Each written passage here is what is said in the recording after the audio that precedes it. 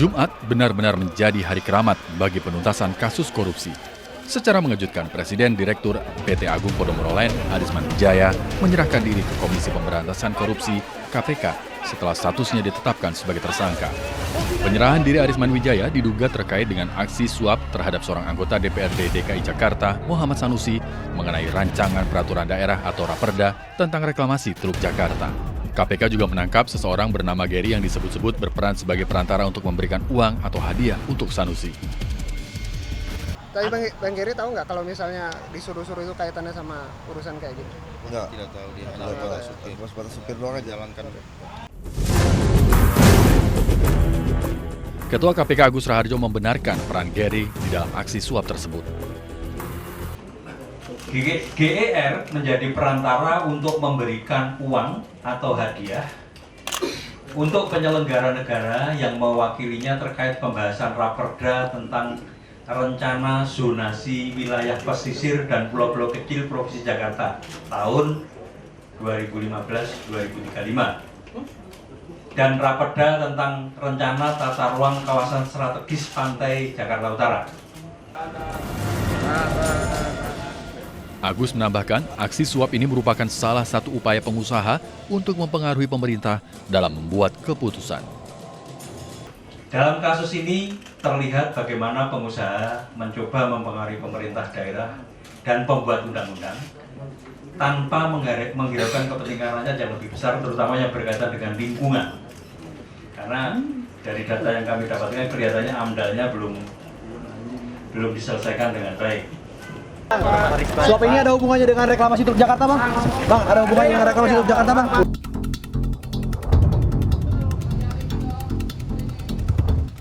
Pembuat kebijakan seringkali menjadi sasaran suap pengusaha nakal. Tujuannya tentu agar membuat kebijakan yang dibuat dapat menguntungkan bisnis sang pengusaha.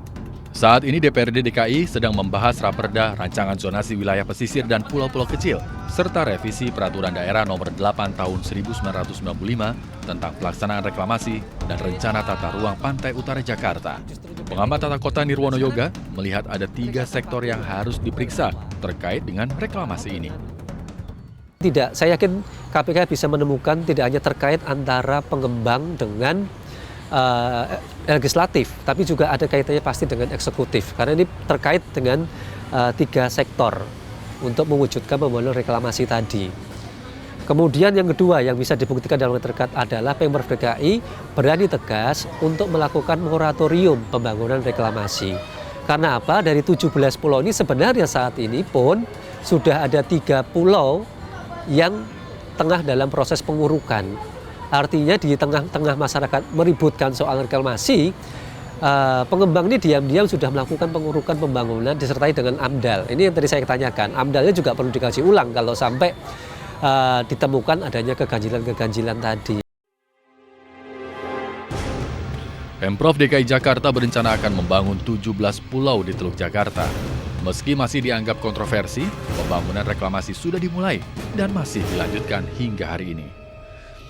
Sebanyak 9 pengembang terlibat dalam reklamasi Teluk Jakarta dan salah satunya adalah PT Muara Wisesa Samudra, anak dari perusahaan Agung Podomoro Land. PT Muara Wisesa Samudra membuat Pulau G yang lokasinya berada di wilayah Muara Angke. Menurut Ketua DPW Kesatuan Nelayan Tradisional Indonesia Jakarta, Taher, sejak keberadaan Pulau G dibangun, nelayan kerap merugi. Ini tepat di belakang saya, ini pulau yang selama ini membuat konflik terhadap istilahnya nelayan dengan pembangunan pulau ini yang membuat berdampak sekali terhadap kawan-kawan nelayan, yang membuat penurunan harga ikan, hasil tangkap kawan-kawan nelayan, yang membuat pendangkalan. Ini pas tepat di belakang saya. Taher menegaskan, perbandingan jumlah omset yang bisa diperoleh seorang nelayan sebelum dan sesudah adanya Pulau G ini sangat jauh. Pada saat belum ada pembangunan Pulau G, itu kawan-kawan nelayan tradisional itu tergolong sejahtera. Karena pada saat musim timur, beliau itu dalam per hari itu dia bisa menghasilkan 2-3 juta. Tapi pada saat ada terjadinya pembangunan pulau ini sangat drastis istilahnya, terjadi penurunan sampai hari ini kawan-kawan melaporkan untuk bertahan aja. Jadi paling maksimal dia mendapatkan tuh bersih 25 sampai 30 ribu. Sungguh jauh perbedaan kondisi kehidupan nelayan Muara Angke pasca dibangunnya pulau buatan ini.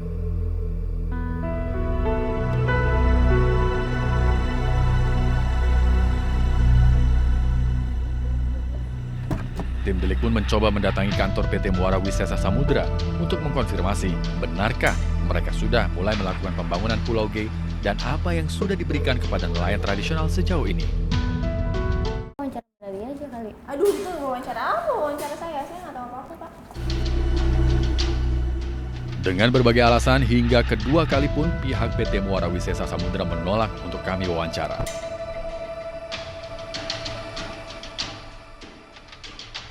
Pulau buatan alias reklamasi terus dibangun, padahal masih ada tumpang tindih peraturan di balik pembangunan reklamasi ini. Kalau dari aturan-aturan sendiri gimana, Bu? Kan menurut Ibu kan kemarin kan ada tumpang tindih dan kalau misalnya ketika dari hukum itu salah satu aturannya. Ya itu akan diselesaikan nanti sama-sama.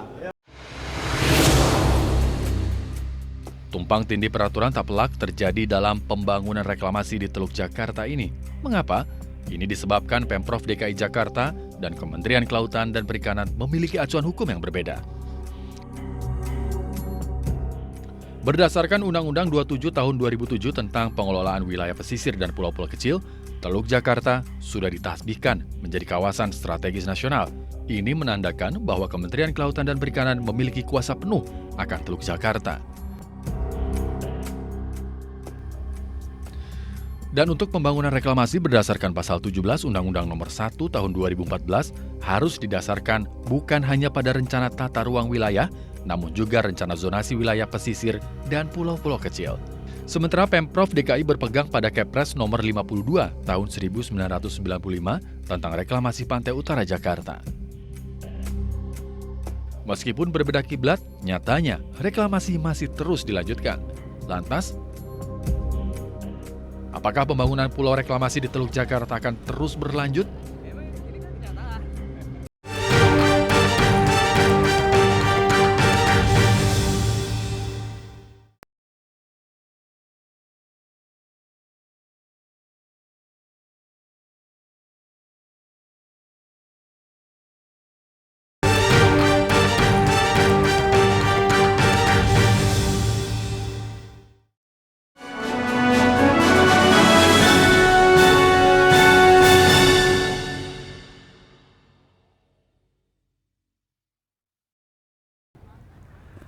Reklamasi Pantai Utara Jakarta merupakan mega proyek terbesar saat ini. Proyek senilai $40 atau setara dengan 540 triliun rupiah tentu menjadi surga bagi para pemangku kebijakan dan para pengusaha untuk meraup pundi-pundi rupiah yang tidak sedikit. Tidak jarang untuk memuluskan proyek tersebut, suap pun dilakukan. Penetapan tersangka pejabat legislatif dan juga para pengusaha oleh KPK merupakan sinyal adanya grand corruption di proyek reklamasi Teluk Jakarta. Untuk memuluskan proyek reklamasi yang belum jelas aturannya, kebijakan-kebijakan saat ini seolah mampu dibeli oleh korporasi-korporasi dan mengorbankan kepentingan rakyat.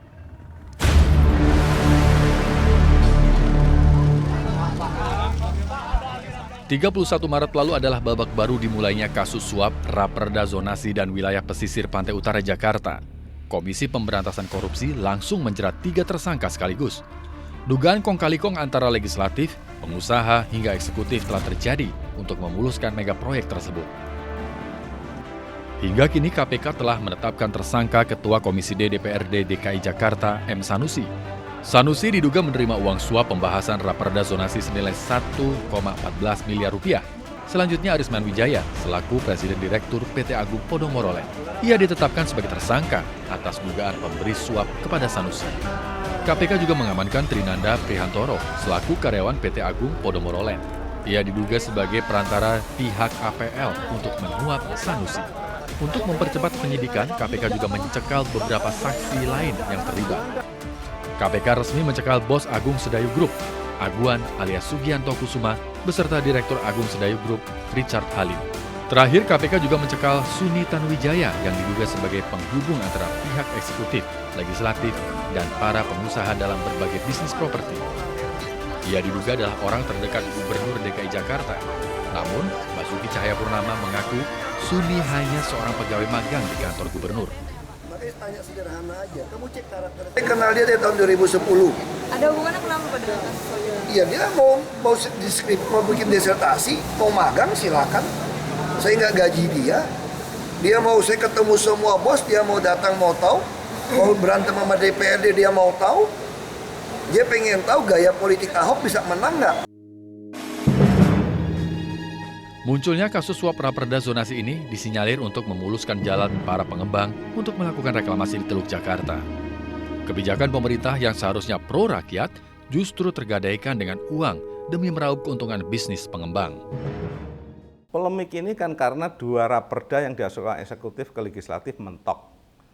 Satu raperda zonasi tadi, kedua raperda tata ruang. Mentok, masih berdebat. Nah, raperda ini memang dikejar-kejar oleh pengembang, maka perilaku pengembang bisa aneh karena pengen cepat. Karena dia sudah melakukan pekerjaan, tapi belum punya payung hukum. Sebaiknya itu dihentikan, reklamasi itu. Pengusaha-pengusaha ini bermain dalam konstruksi kebijakan, korupsi di APBD memang tidak ada. Tapi korupsi kebijakan terjadi gimana? Sejak lama saya bilang, bahkan kalau ngelihat pusat saya bilang ada korupsi konstitusi. Kalau ini bisa kita lihat misalnya sekarang ada permainan struktur perundang-undangan seperti ini, gimana kita ngelihatnya gitu? Tidak bisa dipungkiri, persaingan bisnis properti di ibu kota memang sangat gencar. Tak ayal, para developer kelas kakap selalu berebut lahan premium di pesisir pantai Jakarta yang pastinya hanya dapat dinikmati oleh orang-orang berduit, bukan warga ibu kota pada umumnya. Nah, pada kasus Jakarta, reklamasi, ini membuktikan Jakarta yang memang tidak bisa lagi berkembang kemana-mana, maka diarahkan larinya ke kawasan pesisir, ke pantai utara. Nah, di sana terjadi perebutan posisinya. Nah, perebutan itu menggambarkan terjadi persaingan tajam di antara para pengusaha properti untuk mendapatkan lahan yang mereka bisa tumbuh kembangkan. Terdapat 9 perusahaan properti yang mendapat izin proyek reklamasi Teluk Jakarta. 2 perusahaan diantaranya adalah perusahaan properti terbesar di Indonesia, Agung Podomoro Land dengan subperusahaan PT Muara Wisesa Samudra dan Agung Sedayu Group dengan subperusahaannya PT Kapuk Naga Indah. Agung Sedayu Group berhasil menunjukkan jati dirinya sebagai perusahaan properti papan atas melalui kesuksesannya membangun pusat perbelanjaan di beberapa tempat di ibu kota. Sayangnya sang bos Sugianto Kusuma alias Aguan saat ini sedang dicekal oleh KPK demi melancarkan penyidikan kasus suap raperda zonasi Pantai Utara Jakarta. Tak kalah besarnya, Agung Podomoro Land juga ikut andil dalam pembangunan properti di ibu kota. Mega proyek seperti perumahan, apartemen hingga superblok menjadikan Agung Podomoro Land sebagai kompetitor yang patut diperhitungkan dalam bisnis properti. Naasnya beberapa minggu terakhir saham APL terus anjlok akibat penetapan Dirut Utama APL Arisman Wijaya sebagai tersangka dalam kasus suap raperda zonasi Pantai Utara Jakarta.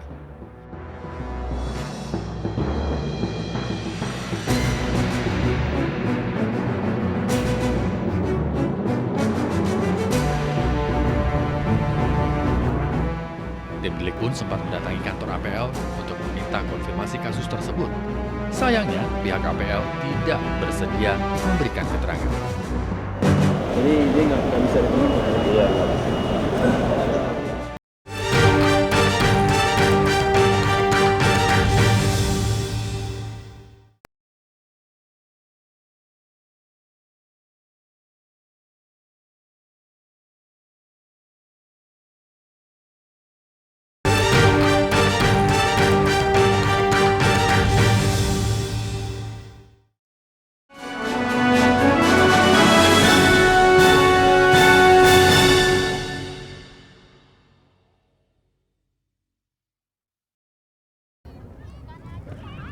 Jakarta memiliki garis pantai sepanjang 32 km.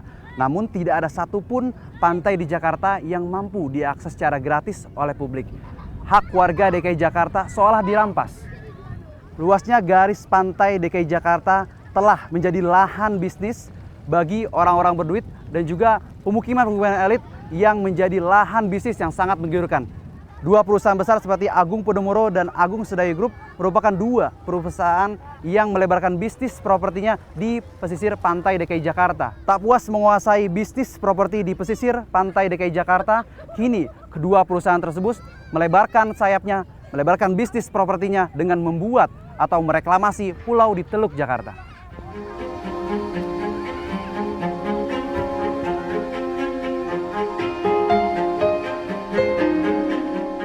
Indonesia dikenal sebagai negara yang memiliki garis pantai terpanjang nomor 2 di dunia, yaitu lebih dari 90.000 km. Namun apa yang terjadi di Jakarta sebagai ibu kota membuat kita miris.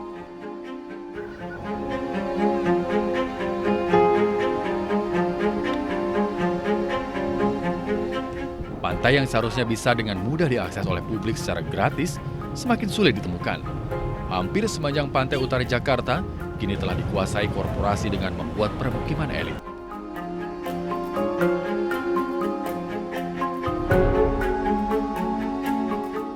Pada masa Orde Baru dipaksa kita menjadi orang darat dan pantai-pantai di kawasan Teluk Jakarta sudah diambil alih sedemikian rupa, bukan lagi menjadi pantai publik, tapi menjadi pantai-pantai privat dengan pulau-pulau privatnya pula di sekitar Pulau Seribu. Dan kemudian dicap sebagai kawasan kumuh, miskin, dan menjijikan atau jorok. Sehingga kawasan yang nggak layak ditaruh dalam hati dan pikiran orang Jakarta. Sehingga orang Jakarta berpikir, laut, ya Bali. JJ Rizal juga menyayangkan sebagian dari kita melupakan sejarah Jakarta yang dahulu dikenal sebagai kota bandar, kota yang tumbuh di Teluk Jakarta. Namun nasib pesisir Jakarta kini sebagian besar justru dinikmati kalangan borjuis. Kita harus ingat, Jakarta itu kan muncul awalnya dalam berita-berita lama itu sebagai kota bandar. Artinya kota yang tumbuh di Teluk Jakarta, di tepi pantai. Kehidupannya itu mengandalkan pada arus maritim dan terlibat dalam sistem jaringan perdagangan dunia yang pada abad-abad puncaknya di abad ke-15, 16, 17 itu Jayakarta atau yang kemudian menjadi Sunda Kelapa yang kemudian menjadi Jayakarta dan kemudian menjadi Batavia itu tumbuh berawal dari kota di tepian Sungai Ciliwung sekaligus di tepian Teluk Jakarta. Sayangnya Teluk Jakarta kini mulai tergadai oleh pemodal-pemodal untuk membangun pulau reklamasi. Setidaknya ada 9 pengembang yang sudah siap membangun 17 pulau reklamasi di Teluk Jakarta. Rencananya pulau-pulau reklamasi itu dibangun dengan luas mulai puluhan sampai ratusan hektar. Jika di total luas 17 pulau tersebut mencapai lebih dari 5.000 hektar atau setara dengan separuh luas Kota Bogor. Banyak kalangan menilai rencana reklamasi Teluk Jakarta tidak layak dari aspek lingkungan. Salah satunya, proyek ini hanya akan meningkatkan potensi dan intensitas banjir di Jakarta. Ya lebih pengaruh. Kalau dulu mah ibaratnya lagi saya masih kecil mah nggak tinggi begini juga nggak pernah kebanjiran. Nelayan kecil juga kasihan, nelayan kecil gitu nggak bisa mencari. Tukang sero, tukang ternak, gitu dia itu bondet, itu nggak bisa nyari ikan dekat-dekat. Kalau perlu begini bisa ke jauh kalau jaring-jaring begini yang bagi nelayan kecil di bawah kita ini yang kasihan mah. Harapan saya untuk pemerintah tolong hentikan, jangan diterusin pembangunan itu. Soalnya sangat merugikan. Ruginya ya karena kita ya para nelayan ini aturan kita dapat ikan banyak dan lagian segala kayak solarnya juga susah harus muter lagi. Manajer kampanye Walhi Nasional, Edo Rahman, menyatakan bahwa dengan adanya reklamasi ini, persoalan banjir pun tidak akan pernah usai. Banjir itu pasti tidak akan teratasi, karena seluruh 13 sungai yang bermuara ke Teluk Jakarta itu, airnya mau kemana kalau sudah diblok 17 pulau itu. Kami menolak reklamasi. Yang namanya pendekatan pembangunan dengan menggunakan model reklamasi, di seluruh Indonesia kami menolak.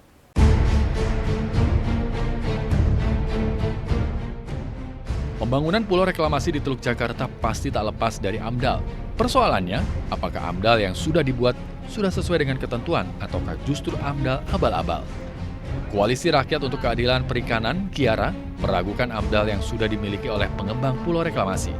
Pembuatan AMDAL disinyalir tidak melibatkan masyarakat sekitar, terutama nelayan. Merugikan masyarakat dalam skala yang sangat besar, AMDAL disusun secara tidak transparan, tidak melibatkan masyarakat, kemudian memecah belah masyarakat sendiri. Karena tiga hal ini, AMDAL yang dimiliki oleh beberapa perusahaan properti yang sudah melangsungkan pembangunan di Teluk Jakarta adalah AMDAL yang aspal, asli tapi palsu, dan tidak melibatkan masyarakat.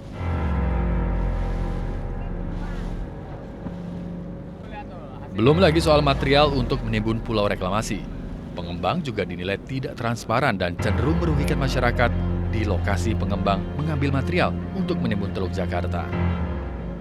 Material urukan, material timbunan yang digunakan oleh beberapa pengembang di Teluk Jakarta itu didatangkan dari beberapa daerah, di antaranya misalnya di Banten, tepatnya di Kabupaten Serang, pengambilan pasir yang juga di wilayah pesisir dan terbukti memberikan kerugian kepada masyarakat setempat. Sehingga reklamasi Teluk Jakarta itu tidak hanya menimbulkan persoalan di Teluk Jakartanya, tapi juga menimbulkan persoalan di wilayah lain. Selain soal dampak lingkungan, yang tak kalah penting adalah dampak sosial dari pembangunan pulau reklamasi ini. Seperti yang jamak kita ketahui, pembangunan pesisir pantai Jakarta hampir disesaki oleh permukiman elit. Hak konstitusionalnya untuk menikmati pantai, sekedar rekreasi di pantai, itu tidak bisa dilakukan secara gratis, secara cuma-cuma, oleh karena ada hak yang dimiliki orang lain, dalam hal ini perusahaan, yang menggunakan hak privatisasi dan komersialisasi. Tersingkirnya masyarakat berpendapatan rendah dari kawasan utara Jakarta, khususnya nelayan yang kini harus hidup lebih jauh dari sumber mata pencariannya karena pulau-pulau reklamasi. Kasus suap yang digadang-gadang KPK sebagai grand corruption pada proyek reklamasi harus diusut tuntas. Negeri ini tidak boleh terlena dengan segala hal yang mengatasnamakan pembangunan yang pada akhirnya mematikan rakyat kecil dan hanya menguntungkan segelintir orang.